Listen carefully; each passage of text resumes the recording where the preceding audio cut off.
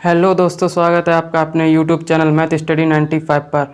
आज हम लोग क्लास 11th का chapter number 2 relation and function में दो समुच्चयों का कार्तीय गुणनफल Cartesian product of two sets cover करेंगे। इससे पहले की वीडियो में हम लोग इसी चैप्टर का टॉपिक ऑर्डर्ड पेयर्स कंप्लीट कर चुके हैं। तो देखते हैं क्या होता है कार्टेशियन प्रोडक्ट। स्टूडेंट्स, मान लिया हमारे पास कोई दो सेट हैं ए और बी, और वो दोनों कैसे हैं, नॉन एम्प्टी, यानी कि इनमें कम से कम एक एलिमेंट तो होना ही चाहिए। तो हमने माना ए के पास एलिमेंट हैं ए और बी, और बी के पास एलिमेंट हैं 1 2 3। तो हम ए के एलिमेंट्स को और बी के एलिमेंट्स को इस प्रकार अरेंज करेंगे। ये है ए और ये है बी। इसमें एलिमेंट्स हैं ए और बी, इसके पास एलिमेंट हैं 1 2 3। तो ए के एलिमेंट्स को फर्स्ट कंपोनेंट मान करके और बी के एलिमेंट्स को सेकंड कंपोनेंट्स मान करके जितने भी ऑर्डर्ड पेयर्स बनते हैं उन सभी का सेट कहलाता है ए और बी का कार्टेशियन प्रोडक्ट, और इसको ए क्रॉस बी से डिनोट करते हैं। तो हमारे पास जैसे कितने ऑप्शन है, जैसे ए है, ए बनाएगा 1 से, ठीक है, ऑर्डर्ड पेयर। ए बनाएगा 2 से और ए 3 से भी बनाएगा ऑर्डर्ड पेयर। तो हो जाएंगे ए, 1 ए, 2 ए, 3।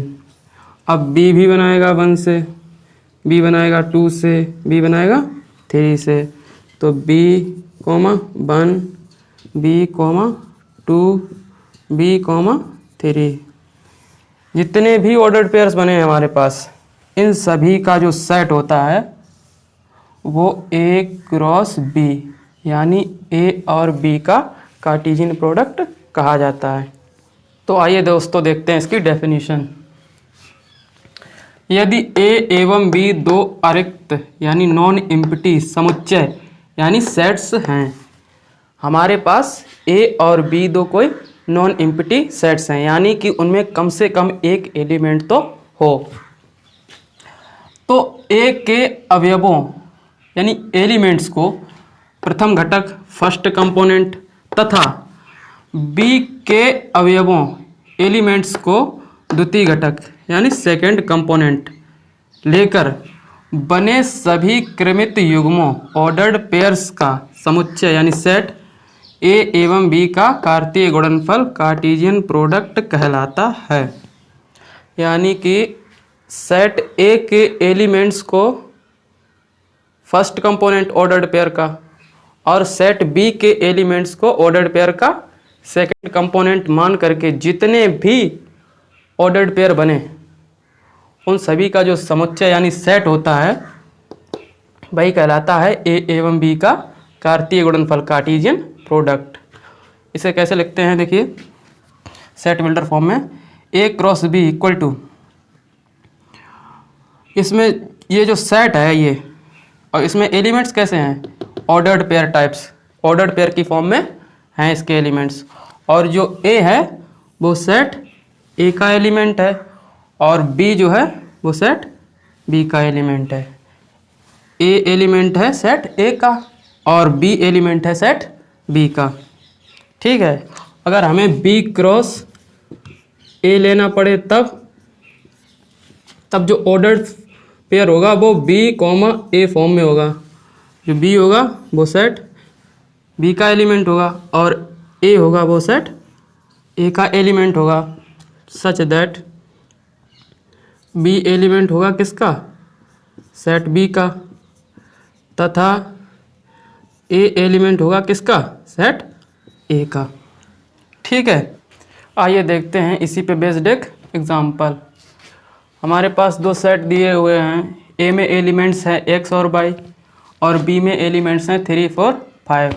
तो हमसे पूछा गया है A cross B cross A cross A, B cross B. तो देखते हैं ए क्रॉस बी क्या होगा। ए क्रॉस बी में जो एलिमेंट्स ए के होंगे वो पहले होंगे, क्योंकि ए पहले है, ए के एलिमेंट्स पहले होंगे ऑर्डर्ड पेयर में। तो एक्स का 3 के साथ ऑर्डर्ड पेयर, x का 3 के साथ, फिर x का 4 के साथ, फिर x का 5 के साथ, x का 4 के साथ ऑर्डर्ड पेयर x, 5। अब y का 3 के साथ, y का 4 के साथ, y का 5 के साथ, y, 3, y, 4, y, 5। ये हो गया हमारा A क्रॉस B। अब हम निकालेंगे B cross A। B cross A में जो ऑर्डर पेयर का फर्स्ट कंपोनेंट होगा वो B का होगा, तो निकालते हैं B क्रॉस A। B पहले होगा 3, x, 3, x, 3, y, 4, x, 4, y, 5, x, 5, y।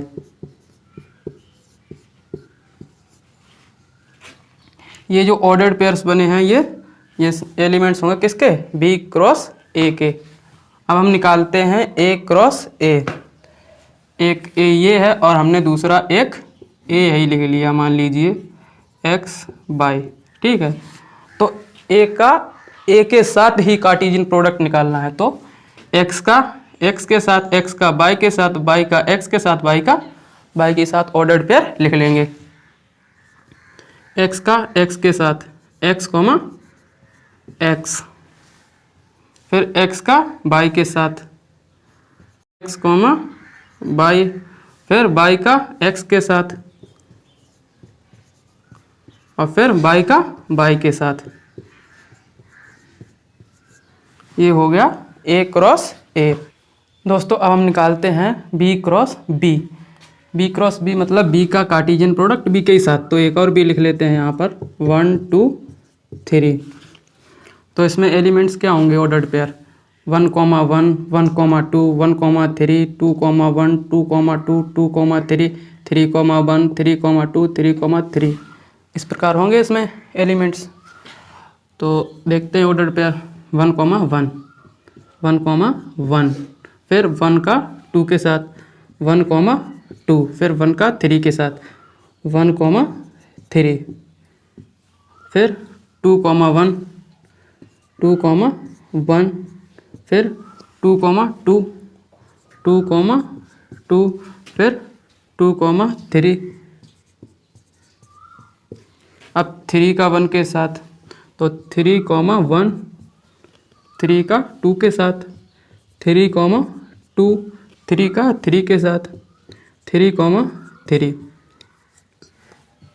ठीक है, ये सारे ऑर्डर पेयर हमने लिख लिए इसमें B क्रॉस B में। ठीक है, इस प्रकार हमने सब निकाल लिए। यहाँ ध्यान देने वाली बात ये है कि अगर हमको A क्रॉस B निकालना है तो जो ऑर्डर्ड पेयर में फर्स्ट कंपोनेंट होंगे वो A के होंगे और सेकंड कंपोनेंट होंगे वो B के होंगे। इसी प्रकार अगर हमको B क्रॉस A निकालना है तो फर्स्ट कंपोनेंट होंगे इसके ऑर्डर्ड पेयर के वो B के होंगे और सेकंड कंपोनेंट होंगे जो वो सेट A के एलिमेंट होंगे। ठीक है, आइए दोस्तों अब देखते हैं number of elements in A cross B। Cartesian product में कितने एलिमेंट्स हो सकते हैं, ये डिपेंड करते हैं कि सेट A में कितने एलिमेंट हैं और सेट B में कितने एलिमेंट्स हैं।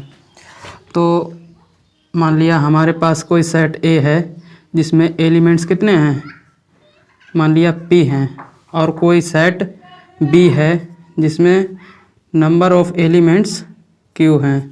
ठीक है, तो A क्रॉस B में एलिमेंट्स की जो संख्या होगी वो होगी P Q।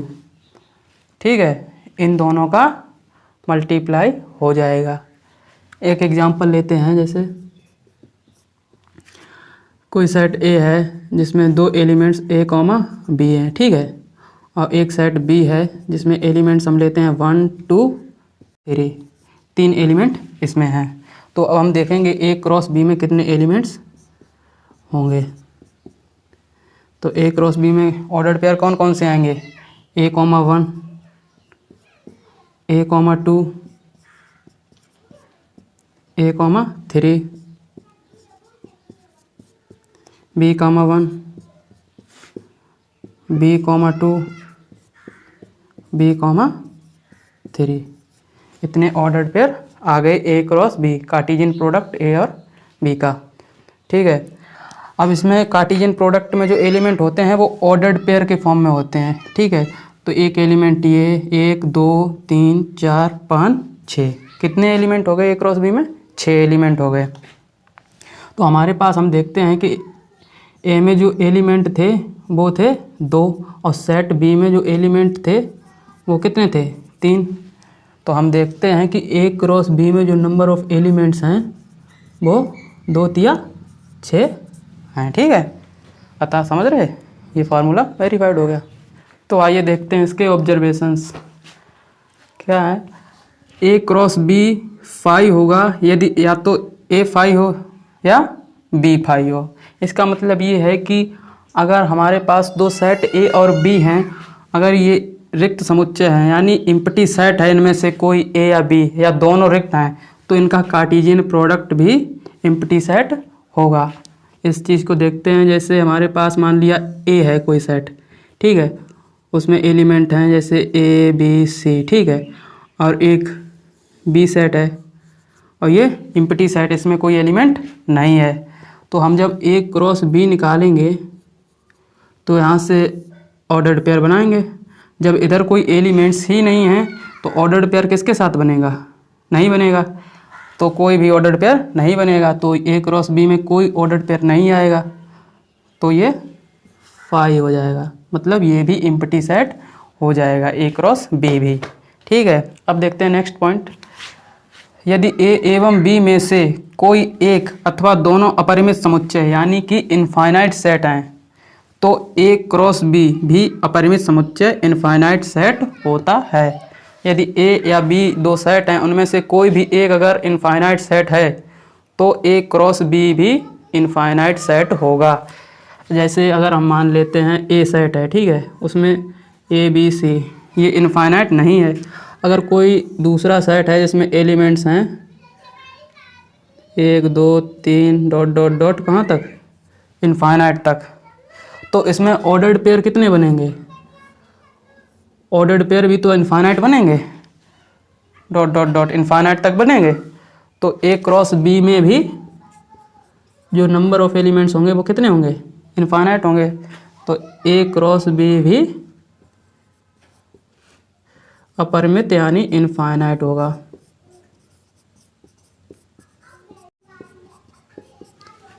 ठीक है, अगर दोस्तों ये वीडियो आपको ज़रा भी इन्फॉर्मेटिव लगी हो तो प्लीज़ चैनल को सब्सक्राइब कीजिए, वीडियो लाइक कीजिए और शेयर कीजिए। Thank you.